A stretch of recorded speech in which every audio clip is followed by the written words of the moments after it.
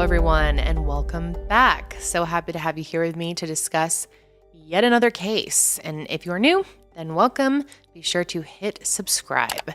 So today we're going to be talking about a case that reminds me a lot of Jodi Arias and Travis Alexander. There are just a lot of similarities here. This is a case of rejection, jealousy, and revenge. Today we're going to be talking about Ryan Poston and Shayna Hubers. And the details of this one really take you on a wild ride. So buckle up. And before we get into that, I actually have an announcement. First of all, my NECMEC merch is back in stock finally. It's taken us a long time to get all of the items back in stock, but it is now available on milehighermerch.com. And of course, 100% of the proceeds from this collection go right to the National Center for Missing and Exploited Children. And I believe this is actually the last time that we're going to be restocking this collection. We are currently working on another collection for NECMEC, so look out for that. But I love this one. It has a special place in my heart, and I really hope you check it out. We are now inching close to $180,000 raised for National Center for Missing and Exploited Children, and I am very, very proud of all of you who have participated in this campaign in the various ways that we've offered, and it has really made a huge difference for them, and they're very, very grateful. So thank you, thank you. Also, I know I have put out barely any merch over my years on YouTube, but I do have a new collection dropping today when this video goes live. I'm actually wearing one of the pieces right now. So as you can see, it says TCKR, which stands for True Crime with Kendall Rae, which is the name of the podcast version of this show. And eventually this channel will be rebranded as True Crime with Kendall Rae. This crew neck is actually celebrating my 10-year anniversary of being on YouTube, which I cannot believe I'm saying that. That sounds incredibly weird. It makes me feel really old. And my 10-year anniversary was actually on August 2nd, 2022. But what was I doing that day? I was pushing out a baby. So I was unable to launch merch on that day, obviously, but we finally have it ready to go.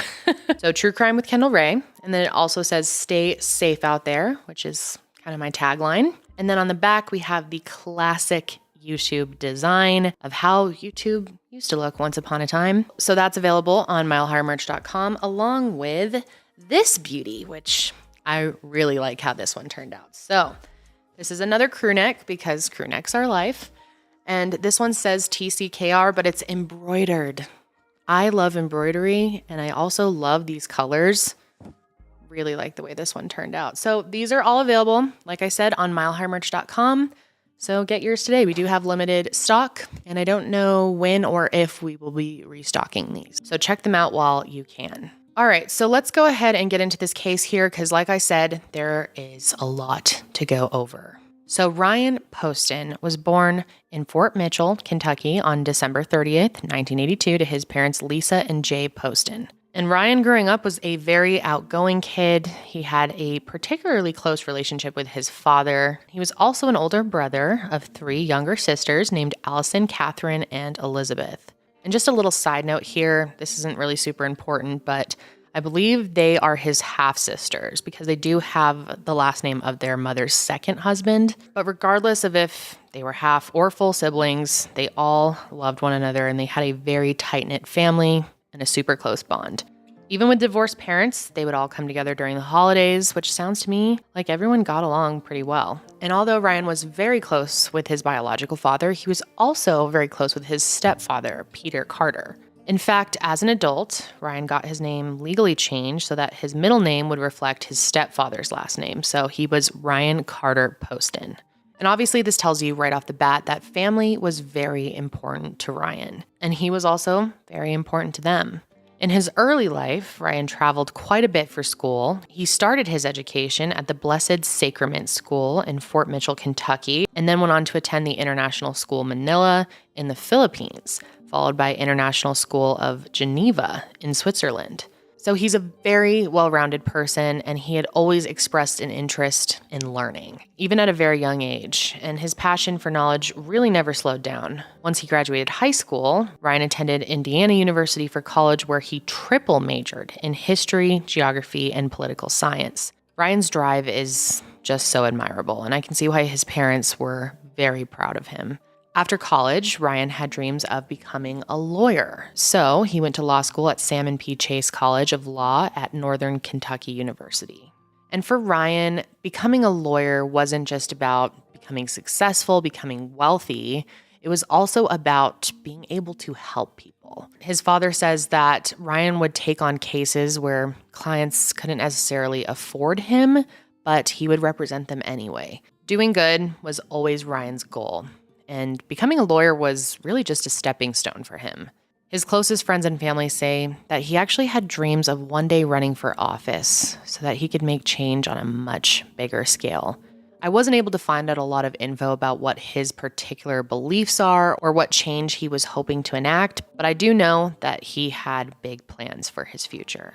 But unfortunately, Ryan was never able to see these big plans come to fruition because his life was stolen from him. The whole trajectory of his life really changed in 2011 when he met Shayna Hubers. He actually came across her spring break photos on her Facebook profile. She was Facebook friends with one of Ryan's step cousins, which is how he came across her profile in the first place. And Shayna was a beautiful 19-year-old at the time, and Ryan was 28 years old and also undeniably good looking. Obviously, there is sort of a big age gap here, but Shayna was also of legal consenting age, and she by no means was forced into any kind of relationship. In fact, as I'm going to explain, the opposite happened. After Ryan added Shayna as a friend on Facebook, the two began talking, and then talking eventually turned into dating. And the first time they actually met in person was on Shayna's 20th birthday on April 8th, 2011. And pretty much from the time they started dating, their relationship was pretty rocky and very on again, off again. It doesn't sound like they had many periods of time where they were happy with one another without something coming up. If you ask Shayna, she would tell you that their relationship problems stemmed from the fact that Ryan was an extremely critical and angry person. I'll get more into this later in more detail, but she would describe Ryan as an emotionally and sometimes physically abusive boyfriend. But if you asked literally anyone else, they would say this could not be farther from the truth. Ryan was not a violent person at all, even when he was angry. And in the midst of this very rocky relationship that the two of them had, Ryan was also dealing with a lot. He was being sued by his former law partner after he'd left to go start his own practice. And there aren't many details available about this lawsuit in particular, but it made Ryan's life a whole lot more difficult than it already was. But what was making his life the most difficult was his relationship with Shayna. Now, Shayna has been described as the type of person who is obsessive, that she has a really hard time letting things go. Going back as far as high school, Shayna was always known as a very dramatic person, and of course, she put some of that to good use. She was in drama and musical theater. She loved singing and acting throughout her life and into her adulthood as well. But people in high school recalled that if she was ever broken up with, she would make a really big deal out of it. She was really known for making a scene. So during her and Ryan's relationship, Shayna was still in college. She was attending the University of Kentucky, where she was earning her degree in psychology. And meanwhile, Ryan was living 80 miles north of her in a condo in Highland Heights, just outside of Cincinnati. And while this distance was sometimes a really good thing for Ryan in times where he was trying to break up with Shayna, it never really stopped her from making the trip out to his condo. Shayna frequently would just show up at his condo without being invited, without announcing that she was going to come, and she would somehow make her way inside. Shayna says that she was the type of girlfriend that did everything for Ryan, from cooking to cleaning, any other chores that he needed done. She says she was always there for him. And while doing these things can be considered very nice things in a relationship, the way that Shayna used these chores was kind of a way to keep Ryan and have like a power over him, almost like a guilt. And really, bottom line here is she was just obsessed with Ryan. And this sort of obsessive behavior was one of the main reasons that Ryan wanted to end things with her for good. But no matter how hard he would try to end the relationship, she just could not take no for an answer. She even admitted to a friend that she would try to dress up extra nice and pretty and then cry to him in order to get him back, which she did on several occasions. Now, we see these types of manipulative tactics in so many of the cases that I have covered, and although Shayna wants people to believe that Ryan was the abuser in the relationship, it is pretty easy to see here that things were the other way around. Now, I'm sure you're thinking, if things were so bad with Shayna to the point where she is essentially breaking into your condo, why wouldn't you get a restraining order against her? Well, the law in Kentucky states that two people need to be living together in order for a restraining order to be taken out, which is really bizarre. And you got to keep in mind here that Ryan was a lawyer. So I imagine he would have done something on the legal side of things if he could. So during the course of their on and off again 18-month relationship, Shayna ended up graduating and eventually earned her degree with several academic awards. And Shayna was known as a very smart person. Even throughout high school, she was always known for being very studious. She was an honor student. But all of these achievements are now completely overshadowed by what happened on October 12th, 2012. And it really all started the night before. It was October 11th, 2012, and that night the vice presidential debate was on. It was Joe Biden, vice president back then, versus Paul Ryan. And Ryan loved watching debates and was really excited about this, and he had plans to watch it over at his mom and stepdad's house, and he invited Shayna to join them.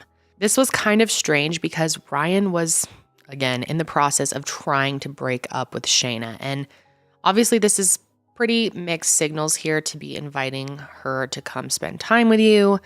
And then later on that night, he breaks up with her again back at his condo.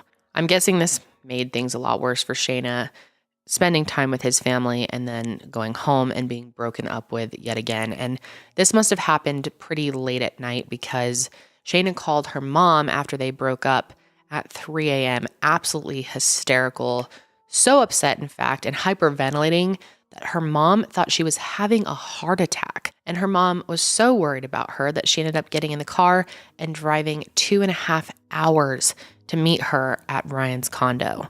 Shayna and her mom eventually left the condo together and spent some time together that morning. Meanwhile, Ryan was probably hoping things were over with Shayna once and for all. In fact, he was so set on moving on from Shayna that he even had a date scheduled for the night of October 12th. And this date was with Audrey Bolt. And she was actually the former Miss Ohio. And she was actually second runner-up in Miss America. And he first connected with Audrey via Facebook, similar to how things started with Shayna. And it sounds like he was the one who friended Audrey on Facebook, and then the two of them began texting. One of Ryan's closest friends, who knew him better than most, actually knew Audrey through the pageant industry. And she said that the two of them would be a really great match for one another. And she also had always said that there was something very off about Shayna from the start and was really encouraging Ryan to pursue Audrey instead. But on the night that they had scheduled their first date, Ryan never showed up. Audrey went to the bar, waited there, and thought she was being stood up, but she had no idea, couldn't even imagine what actually happened to Ryan that night. That night, a 911 call comes into dispatch from Shayna Hubers saying that she killed her boyfriend in self-defense. And this is one of the most interesting 911 calls I think I've ever heard. And I'm going to play quite a bit of it for you here now, but I'm also going to link the full version below in case you want to listen to it. So let's go ahead and take a listen here and really pay attention to a lot of what Shayna says, because much of it becomes big evidence in this case. Campbell County 911. Ma'am, I killed my boyfriend in self-defense. Okay, where are you at? I'm at 12 Meadow Lane, Highland Heights, Kentucky. What did you kill him with? A loaded gun in the house. Tell me where the gun is right now. The gun is in the house. Where at though, ma'am? Tell me where it's at. I laid it on the bookshelf. Where at? Laying on a shelf? On the bookshelf. Where are you? I'm standing about 10 feet from his dead body. Okay, are you sure that he is dead? He's dead, ma'am. He's completely dead. Okay. And how long ago did you shoot him? I don't know, 10 or 15 minutes, not even that long. 10 or 15 minutes ago? Yeah. What's your name? My name is Shana Michelle Huber. I'm sorry, what is it again? Tell me. Shana Michelle Huber. I mean, I'm not a murderer, man. I just killed him. What happened exactly? What happened? He beat me and carried me out of the house. He did? He beat me and tried to carry me out of the house, and I came back in to get my things, and he was right in front of me, and he reached down and grabbed the gun, and I grabbed it out of his hand and pulled the trigger. Okay. All right. Do you need an ambulance? Have you been injured? I'm not injured, ma'am. I was thrown into the side of the couch. Okay. And how old is he? He's 29. He'll be 30 he would have been 30 on December the 30th. All right. What's his name? Ryan Poston. He's an attorney in Cincinnati. Okay. Have you had a history of domestic violence with him? Yes. Okay. And is this your gun? No, this is his gun. He keeps loaded guns in the house. So he slammed you into the couch, but you don't have any injuries? I don't have any injuries. I was just very frightened. He's a lot bigger than me. He's 6'3", 200 pounds. I'm 5'8", 120. And he picked me up and was carrying me out of the house. And I said, let me get my things at least if we're gonna break up. And he wouldn't let me get my things. And when I reached around to try to get my things, I can hear myself echoing in the background, ma'am. It's just a phone system. A phone system has got a delay. And he pushed me down from the door all the way to the couch. And when they come here, they'll see how far that is. He threw me across the room. And I was very startled. I was laying on the floor. Okay. All right. And I killed him. Okay. And then because he was twitching and I knew he was going to die anyway, and he was making funny noises, I shot him a couple more times just to kill him because I knew he would have been. I'm sorry, you said you shot him a couple more times after that? Yeah. How many times did you shoot him total? I don't know. Okay, because he was twitching and you knew he was going to die, so you shot him again? Enough to make sure he was dead because he was twitching so bad and I didn't want to watch him lay there and twitch. So you shot him instead of calling 911? Do what? Yeah, I did because I knew he was going to die anyway. Okay. It was pretty bad. He just was twitching. I mean, he was pretty much dead, and I shot him just so he stopped twitching. Now, like I mentioned, many of the things that Shana said in this call ends up being huge pieces of evidence in the trial. So let's kind of break it down bit by bit. First of all, Shana says that before she shot Ryan, he physically beat her. He slammed her against some furniture and threw her across the room. She explains that there was a physical altercation and that officers would be able to see the situation more clearly when they see the couch and its positioning inside the condo. Then, when it comes to how she got the gun, she explains that she was trying to get some of her belongings, but Ryan was trying to carry her out of the condo. She says that as she went to reach for some of her things, Ryan reaches for his gun. Now, this is very important. In the 911 call, Shana says that Ryan grabbed the gun off of the dining room table, and then she grabbed it from him and pulled the trigger. Now, Ryan was definitely a gun enthusiast. He had guns throughout his condo and ammunition lying around in pretty random, unsecured places. In total, Shana shot Ryan 6 times, the first being through the right side of his head. But what she said that was very shocking, and you could tell really took the dispatcher off guard, was the comment she made about why she continued to shoot him. In the call, you can hear that she says Ryan was twitching and making funny noises, and she knew he was going to die anyway, so she shot him several more times. And she says she did this because she didn't want him to suffer anymore. This is very surprising that she tells all of this to the 911 dispatcher, admits that she continues to shoot him to put him out of his misery. And you can even hear the dispatcher say, okay, so instead of calling 911, you just continue to shoot him so that he would die. I mean, she literally says that she didn't call 911 for an additional 10 to 15 minutes after she killed him. And we actually find out that it's because she called her mom first and asked what to do. Of course, her mom tells her, you need to call 911 and explain to them what happened. And so she did. So officers arrive at the scene. It's a brutal crime scene. There's tons of blood. Ryan is laying on the ground, and Shayna was immediately taken into the station for questioning.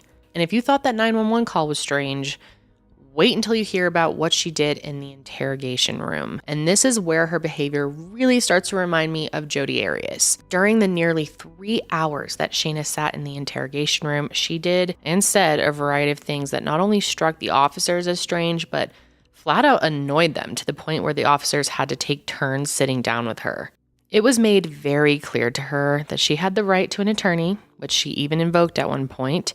But even after that, she kept talking. It's like she could not shut up. And honestly, it was probably an investigator's dream. Here they have this person who has already admitted to the 911 operator that they killed their boyfriend. However, everything she starts saying completely contradicts what she told the 911 operator. Let's start with the crime scene. Shayna tells an officer about the physical attack that she experienced, which includes Ryan throwing her around the room and also into objects like the bookcase, the TV, the couch. She even goes as far as to say that when officers actually look at the crime scene, they're going to see from the position of the couch that there was clearly a physical altercation that happened here. I think in the living room, that's not how it happened. If you walk in there, things thrown, it doesn't look right. It's a disarray. But the reality was, investigators found no indication that any sort of struggle took place. It was clear that the home was cluttered and a bit messy, but there was nothing to show that she had been physically attacked. The TV, for example, had a fresh layer of undisturbed dust on it. If she had actually been thrown against it, like she claimed, the dust would have been wiped off in some parts. Also, the bookcase that she said he threw her into was completely undisturbed. It had some very light items on it that even the smallest push would have definitely knocked over. But nope, everything was still standing up just fine. Even her so-called wounds from the attack were practically non-existent. She mentioned that she would be bruised and possibly have rug burn from what he did to her, but that just was not the case. After that, her story about how she got the gun completely changes. In her 911 call, we hear Shayna say that Ryan grabs the gun first, and then she snatches it out of his hands. Well, she changed her story and started saying that she was the one to pick the gun up off the dining table. I mean, the more this girl talks, the more she just keeps word vomiting things that make her look very guilty. And keep in mind, the officers that were in there with her weren't even tasked with questioning her. Once Shayna said that she wanted a lawyer, they can't continue to question her. However, everything that she said was still fair game, and they definitely weren't going to stop her from talking, so they just let her go. And honestly, I don't think they could have stopped her even if they tried. And boy, did she say a lot. And just hearing her say that she continued to shoot him to put him out of his misery completely shocked me. I killed him in a mechanism of self-defense, or shot him in a mechanism of self-defense, and they knew he was going to die, so put him out of the misery. It only takes one shot in most cases to stop someone from attacking you. She could have shot him once and then ran outside and called 911, and they could have saved him. But instead, Shayna kept shooting and shooting and shooting a total of 6 times. He was laying with his face on the table, like twitching. I knew he was going to die. A very slow and painful death. So I shot him enough times to kill him so that he wouldn't suffer. Thought he was completely dead, and he was laying there still, twitching and making noises. And I shot him in the head. And in addition to blabbing and contradicting her own story, Shayna also spent a lot of time practically making fun of the whole situation and even tried painting herself as a victim. Shayna said some of the strangest things that I've ever heard anyone say in an interrogation room. For example, she said that she was worried that now no one would want to marry her after they found out that she had killed her boyfriend in self-defense, and she questioned what people were going to think of her after all of this. At one point, she even starts asking about what jail would be like and starts weirdly laughing about how she would have to shower in front of other people. You think they're going to take me to jail? I don't know. Well, here's a good question. If I had to go to jail, can you shower there? I have to shower in front of people? Oh, oh my God. She also said that people were going to talk about her and this case for years to come. At one point, she even said if worse comes to worst, she'd rather he was dead in this situation than the possibility that she got hurt, which honestly, I don't even know if I have words for that. One blow and he could kill me.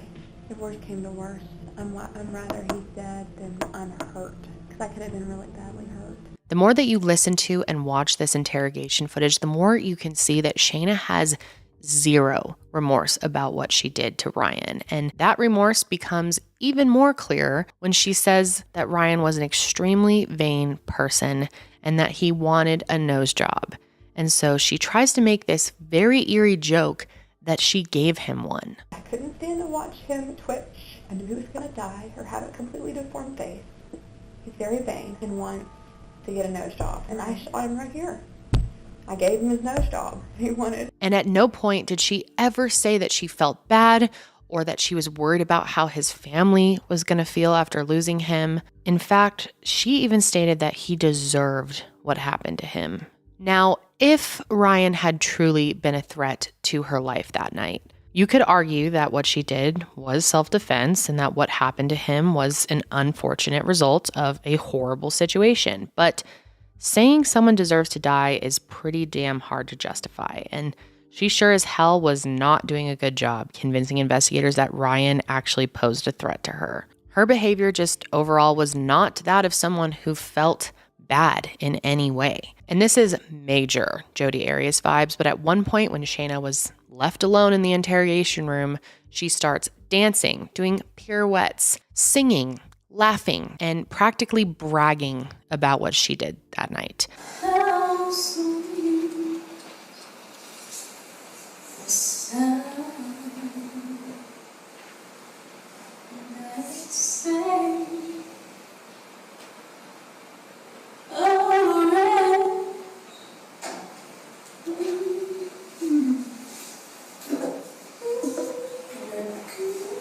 thank you. I did. Yeah, I did. So clearly, Shayna was ultimately arrested that night and charged with the murder of Ryan Poston. Because she was unable to post the $1.5 million bail, she remained in Campbell County Jail for 2.5 years until her first trial began. She entered a not guilty plea on January 26, 2013, and despite maintaining her innocence, investigators came equipped with a lot of evidence disproving her story that she killed her boyfriend in self-defense. So Shayna's first trial, yes, first trial, began in Campbell County, Kentucky on April 13th, 2015. And not so surprisingly, the prosecution argued that Shayna shot and killed her boyfriend because she couldn't accept that Ryan wanted to end their relationship. They painted Shayna as an obsessive girlfriend who repeatedly manipulated Ryan into staying in their relationship. She's shown us that she's a manipulator. She has shown us that she will say anything she can to get what she wants, and most importantly, what she showed us on October 12th, 2012 is that she's a murderer. And over the course of the trial, several people testified to the fact that Shayna was relentless in her pursuit of Ryan, that Ryan was afraid to end things with her, and that she was the aggressor that night. Several text messages that they had sent each other were read to the jury, as well as text messages that they had sent to others. In one example, a text that Ryan had sent to his cousin said, "This is getting to be restraining order level crazy. She refuses to leave." Other times, he would just text people that she was crazy. Ryan's stepfather testified that the night before his murder, he confided in him that he was planning on breaking up with her, but was afraid of her reaction. And you can see that pretty clearly in the text that he had sent Shayna in the past. In a text conversation between the two of them, he told Shayna that she could be the one to tell people that she broke up with him, even though that was clearly not the case, but she still couldn't take no for an answer. In March of 2012, he asked her to stop texting him. And then a month after that, he texted her saying that he no longer had the patience to deal with her. That same month, April 2012, he actually texted his cousin and asked him to come over to help physically remove Shayna from his condo because she was refusing to leave. And based on all of these text communications, it's clear that Ryan was never physically violent with her, even when she refused to leave him alone. And that was the defense's entire argument, that Ryan was a violent man with a violent temper and that he snapped that night, forcing Shayna to shoot him in her own defense. But the text that Shayna sent just 11 days before his murder make you think otherwise. Call records show that at least 2 weeks before his death, Shayna texted a friend of hers saying that while she was at the shooting range with Ryan, she wanted to turn around and shoot him and make it look like an accident. She literally texted that to a friend.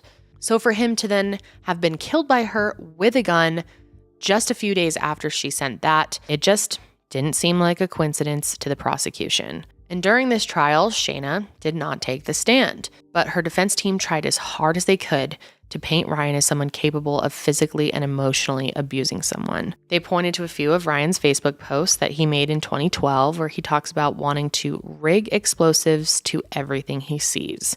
But even these attempts to make Ryan appear violent weren't successful, especially because none of the times he expressed anger or violent tendencies was he directing them at Shayna. During the trial, it was addressed that Ryan was taking both Xanax and Adderall at the time of his murder, and a toxicologist for the defense testified that a combination of these drugs could have caused a violent outburst. But even still, it was hard for many people to see Ryan as someone who was capable of the level of violence that Shayna claimed she was experiencing. As the trial went on, the prosecution brought up a lot of evidence that disproved Shayna's story, including some pretty damning testimony. Ryan's downstairs neighbors, Vernon and Doris West, testified that on the night of October 12th, they heard no sounds coming from upstairs that would indicate a fight was happening. They didn't hear any screaming, any banging against walls. They didn't hear any furniture being tossed around. Absolutely nothing. The only thing that they did hear was the sound of 2 gunshots being fired, then a small pause, and then 4 additional gunshots, and then everything went silent. Shayna's cellmate also testified, and what she says may or honestly may not shock you. She says that while they were in jail, Shayna admitted to her that she was the aggressor in the fight. She told her cellmate that she was planning on using the battered wife defense in order to get away with killing him. And then she even made her little joke about giving Ryan the nose job he always wanted and laughed about it. Cicely Miller was in the Campbell County Jail with Hubers. She says she came forward with what Hubers told her because she felt sorry for Poston's family. Did she ever at times laugh about certain parts of the incident that happened on October 12th of 2012? Oh, yes. Which parts did she laugh about? The thing about shooting him in the face and giving him the nose job he always wanted. Miller says it bothered her that Hubers laughed, in her words, cackled about it. She said she was going to plead insanity, but then she said that she was too smart because she has an IQ of Einstein, up to the IQ of Einstein, and so she was going to plead the wife battered syndrome. There she was, alive and well, in jail, making jokes about his death to other inmates. Meanwhile, his family is suffering a massive loss. The prosecution also focused heavily, of course, on the recorded police interview taken the night of the murder and how Shayna's behavior was not that of someone who felt bad about what she did. Her singing, dancing, humming, and laughing indicated that she was proud of what she had done. And obviously, the footage played alongside the 911 call shows immediate discrepancies in her story, which we previously went over here. I mean, you can literally see her stop crying as soon as the officers leave the room. She goes right back to normal. And if that is not acting, I don't know what is. Another really important component of the prosecution's argument was the forensic evidence, of course. Forensic investigators determined that Shayna got closer and closer to Ryan's body with each shot she took. And obviously, this type of forward movement is indicative of someone who was acting with intent rather than someone who is getting away from their so-called attacker. By the second shot, Ryan would have collapsed on the floor, completely defenseless. And yet she continued to shoot him. And we heard Shayna say this herself several times, that she continued to shoot him because she didn't want to see him suffer. She said she knew he was going to die, so she shot him enough times that he would stop twitching and making funny sounds. But a forensic expert from New Jersey testified that Ryan was alive up until the last shot. And they said the trajectory of the bullet indicates that she was the attacker in this scenario, not the other way around. Expert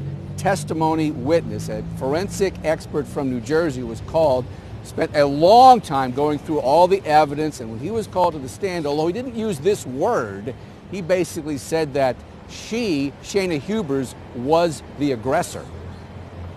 We have a shot to the head, which is administered to the head and is incapacitating with no stippling at a distance, which puts the victim down on his face on the table. At that point, the suspect moves forward. The victim was alive for all of the shots. So I believe the first 3 shots in and of themselves were very damaging, but he remained alive until the last shot was given.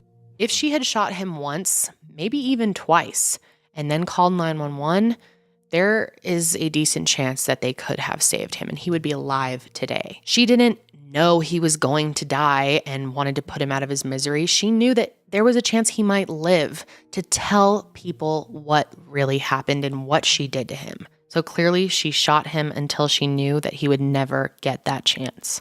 So on April 23rd, 2015, the trial wrapped, and it only took the jury a few hours to come to the conclusion that Shayna Hubers was guilty of murdering Ryan Poston. And at the jury's recommendation, the judge sentenced her to 40 years in prison without the possibility of parole until she had served the first 34 years. We, the jury, fixed the defendant Shayna Hubers' punishment for the offense of murder at 40 years confinement in the penitentiary. It's clear Ryan Poston had some demons that he was fighting. I don't think you've recognized that you have any yet. With that, Judge Fred Stein agrees with the jury. Shayna Hubers goes to prison. She'll be there up to 40 years until she's in her 60s. But during the sentencing, the judge made a very good point when he stated that at no point during the trial or during Shayna's plea for a lesser sentence did she express any sympathy or apologize to his family in any way. His family was accepting of the outcome of the trial, and it did bring them some sort of closure, although the pain of losing Ryan in such a horrific way is something that they will carry with them forever. We have gotten justice, and Ryan loved the law, and this is what the law has given us. We'll take that. It's okay. From the very beginning, we never for a second, any of us, thought that Ryan did anything to deserve what happened to him. Never for 1 second did we ever think that there was any physical violence from a young man who had a kind and gentle heart. And we got justice for him, and we can live with that because that's what we have to do. We're going to turn the page on this. This is the end of a chapter. Now we're going to go forward because that's what Ryan wanted, for us to live our life. No one's taking anything more from this family. This is it. And if he had any fault, that's what it was. He could not be mean to another human being. And she took advantage of that at every opportunity. Obviously, nothing can ever be done to bring Ryan back, and that's the hardest part to swallow. But any relief or closure that Ryan's family may have felt after the trial wrapped was short-lived, because only a year later, Shayna's conviction was overturned. It turns out that one of the jury members was actually a convicted felon, which obviously makes them ineligible to serve on a jury, and I don't know how this even happened. But because of this, her guilty conviction was reversed, and a retrial was scheduled. So Shayna remained in jail during this time, but she and her new defense team were working hard to come up with a new angle when it came to their strategy. They decided that instead of saying that Shayna killed Ryan in self-defense, they would now be arguing that extreme emotional disturbance is what caused her to do what she did. This defense, which I will get into here shortly, was a clear attempt to reduce the charge of murder to manslaughter, which would result in a lesser sentence. But before this retrial could even begin, two things happened. First, and most importantly, Shayna was very vocal that she wanted a change of venue for this new trial. She stated that she didn't believe the trial would be fair due to tons of news coverage on this case. And to her, the only way to be fairly tried would be to move it outside of Campbell County.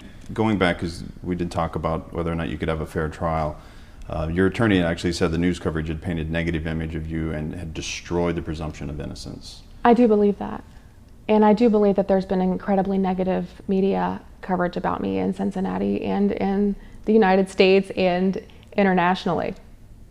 But I mean, the media coverage is tied to what was said in court and the evidence Correct. presented on both sides. Correct, but I still feel like the media coverage has been biased against me. And I feel like it's going to be very hard for me to receive a fair trial in this area. However, the notary associated with Shayna's new defense team ended up being found guilty of forging 118 signatures on a petition that was meant to request the change of venue. Dozens of people whose names were on that petition denied ever even seeing it. Her lawyers, of course, denied that they knew anything about this, but they did withdraw their motion to change the venue. The second thing to happen before her retrial was Shayna requested a marriage license because she said she had fallen in love with another inmate while in prison. It appears that you've fallen in love. Yes. How did that happen? I can only describe it as like a spiritual encounter that I had with another person that I met here a couple years ago that I grew to know over the years. Mm-hmm. And we just got really close and, we're both forced into a similar situation. And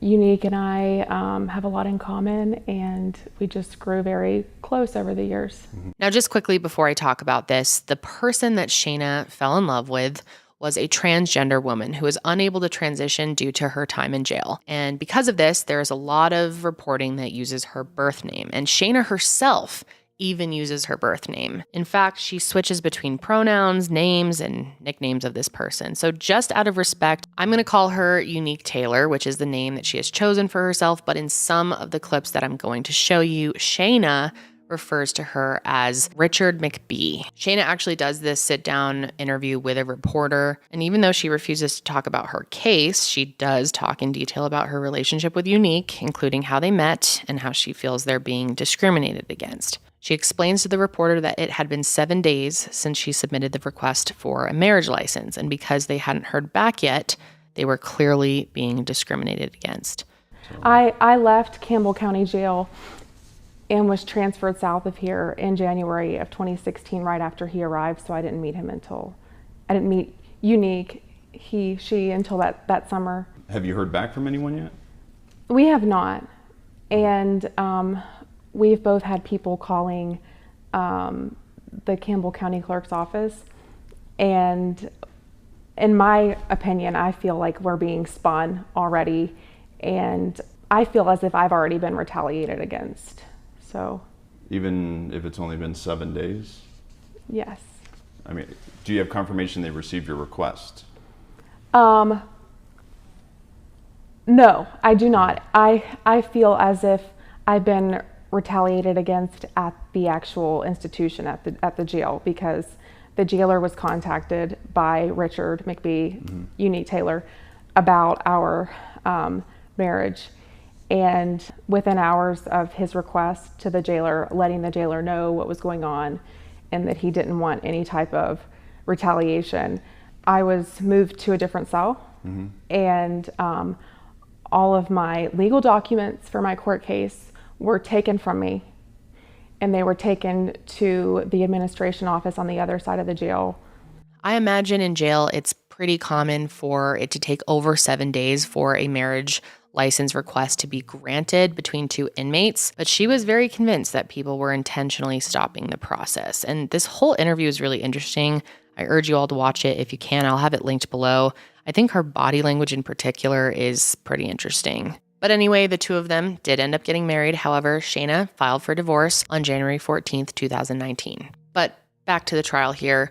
Finally, on August 8th, 2018, after a few delays, Shayna's retrial began. And like I mentioned before, she and her defense team were taking on a whole new strategy when it came to their case. Rather than say it was self-defense, they were now going to say she suffered from extreme emotional disturbance and PTSD. And according to the defense, Shayna was a victim of sexual abuse back in high school. And they said because of this, and because she never knew what a healthy relationship looked like, she was not to blame for her persistent nature when it came to dating Ryan. They argued that this prior sexual abuse gave Shayna PTSD, which they say was triggered over the 18 months that she and Ryan were together. The defense's psychological approach to this trial was a drastic change from the physical approach that they took the first time around.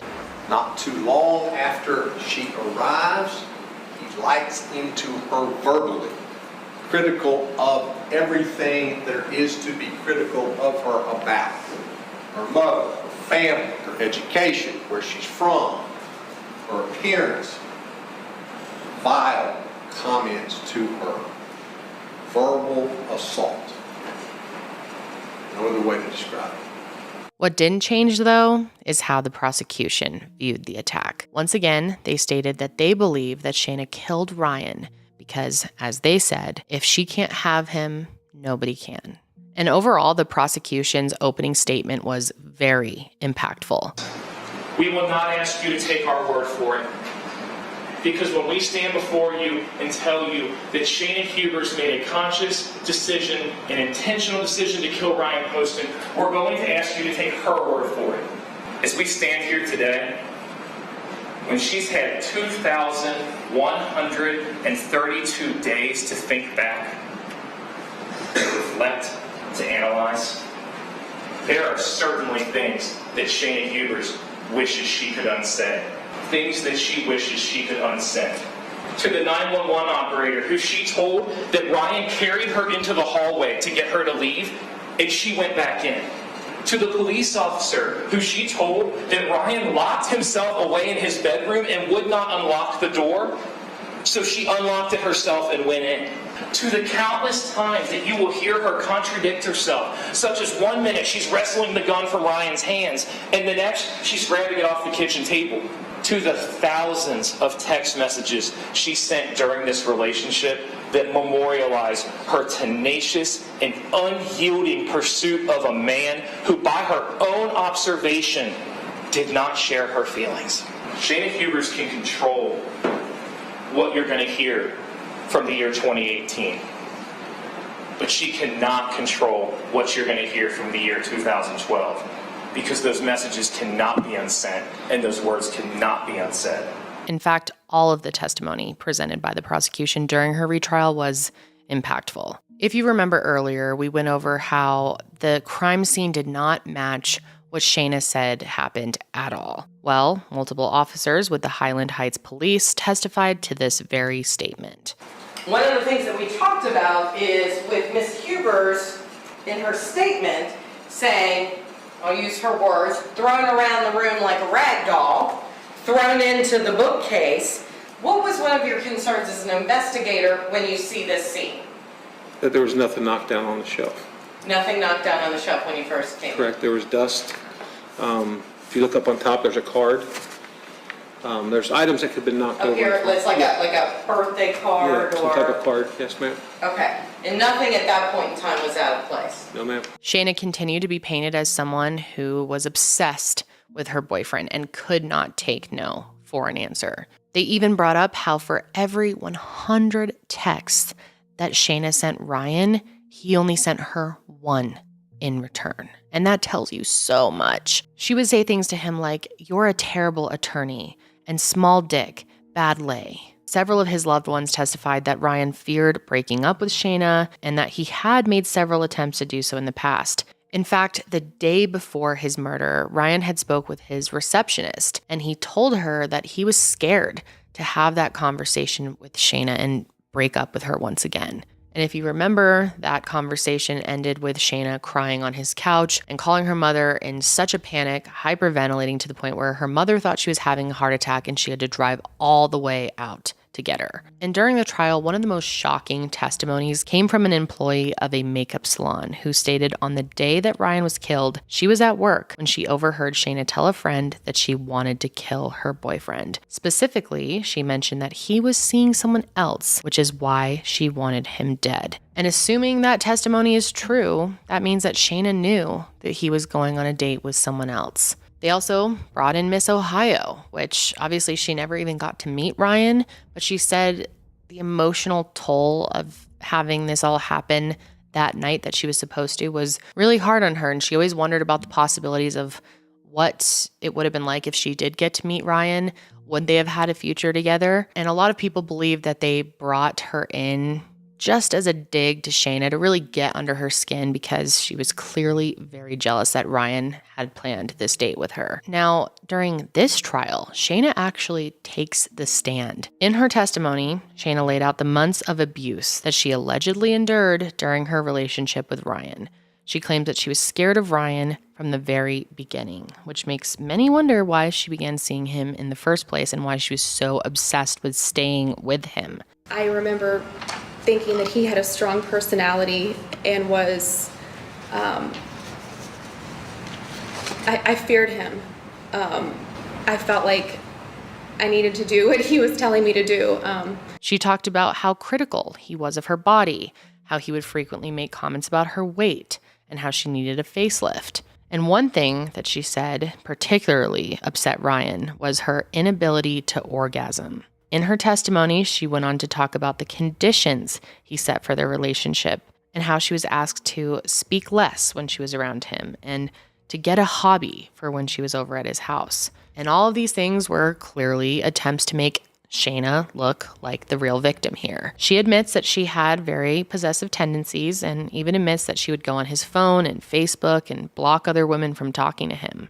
She didn't try to claim that she was the perfect girlfriend, but she definitely tried to claim that she was the fearful girlfriend who did what she could so that her boyfriend wouldn't hurt her. A psychologist also testified and explained that Shayna had a diagnosis of borderline personality disorder, which would have caused her to have intense reactions in volatile situations. The defense argued that Ryan's consistent psychological abuse triggered those extreme reactions from Shayna and led her to shoot him. There was also a witness called for the defense that testified that Shayna confided in her about the abuse that she had been experiencing from Ryan. However, like I'm about to share, these injuries Shayna had weren't what she made them out to be. Just like during the first trial, more and more testimony came forward that painted Shayna as the abusive one.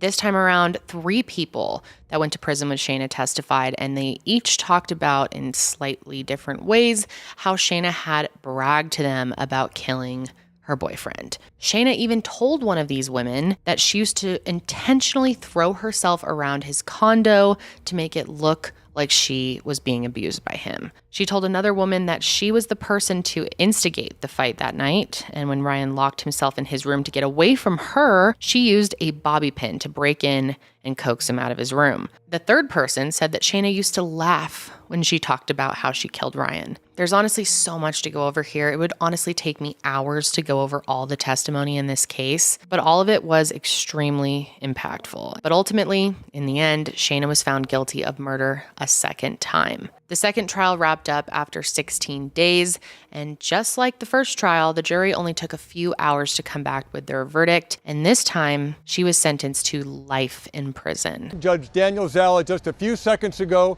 sentenced Shayna Hubers to life in prison following the jury's recommendations. The defense had asked for 20 years, saying Hubers could be rehabbed and become a productive member of society. But the prosecution said that's not what they want. They wanted the life in prison. They said shooting Ryan Poston was an execution on Shayna's part. And once again, there was relief for Ryan's family. However, of course, no amount of jail time or justice would ever bring Ryan back in and heal all the wounds that they have suffered throughout this whole process. Even though Shayna did end up with a longer sentence, there are no words to explain how much pain this retrial put their family through. To have to relive Ryan's murder again after thinking they had put this behind them is truly awful. I will forever miss the possibilities. We will never know the incredible possibilities that Ryan Poston would have given to this earth. He was a tremendously gifted young man. The sky was the limit. A United States senator, a congressman, anything was within his grasp. He was a tremendously gifted young man. And since her second conviction, Ryan's father has spoken out about how difficult of a time he and his family have had since his murder. Jay even talked about how after his son was killed, he had to spend weeks trying to clean the blood off the walls at Ryan's condo. And it is shocking that this is something that a lot of families have to do, cleaning up crime scenes themselves. That's really something that people go through. And this is heartbreaking, but he said that sometimes he would just go lay in Ryan's bed. He even sometimes put on his clothes and watches just to feel close to him again. I can't imagine that pain. Ryan's dog, Oliver, now lives with Jay, which he says has been nice at times to feel like he has a piece of his son still with him. And Jay says that sometimes he struggles conjuring up memories of his son as an adult and hates that his brain doesn't let him go to a place where he can think about him often. He says it's easier to remember Ryan as a little boy, but wants to get to a place where he can remember his son for all of the 29 years that he lived. Ryan was a smart, kind, educated person whose life was stolen from him, and he was stolen from his family by a jealous girl who couldn't take no for an answer. And of course, Shayna continues to maintain that she is innocent. However, it's safe to say that she will be spending a very long time serving time for the crime that she committed, if not her whole life. Of course, I want to hear your thoughts on this one, so let me know in the comments below. And that is it for me today, guys. I will be back next week with another case, but until then, stay safe out there.